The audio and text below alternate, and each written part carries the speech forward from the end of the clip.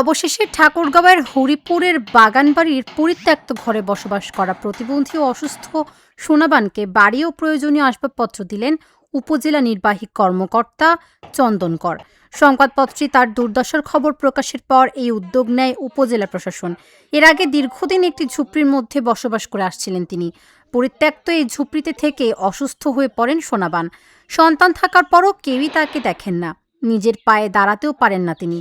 তার এই দুর্দশার সংবাদ গণমাধ্যমে প্রকাশের পরেই সাহায্যের হাত বাড়িয়ে দেয় স্থানীয় প্রশাসন। কেন ঘর করে দিতে ভালো হয়েছে,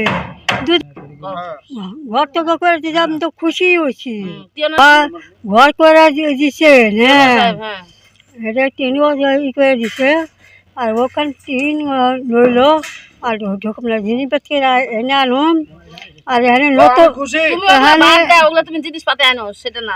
আমরা গতকালকে আমরা মিডিয়ার মাধ্যম দিয়ে জানতে পারি আমাদের হরিপুর উপজেলার হরিপুর ইউনিয়নেরই আমাদের উপজেলা পরিষদের পাশেই এক বৃদ্ধা মহিলা, ওনার নাম সোনাভান, উনি খুব মানবেতর জীবনযাপন করছে।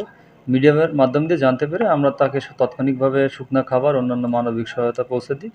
আমরা যে দেখি ওনার থাকার ঘর আসলে খুব নাজুক, উনি একটা মাটির উপরেই একটা শাড়ি বিছিয়ে ঘুমায়। তা ওনার আবাসনের জন্য আমরা সামান্য একটু চেষ্টা করেছি, আর একটা ছোটো ঘর মেরামত এবং থাকার একটু ব্যবস্থা করে দিয়েছি।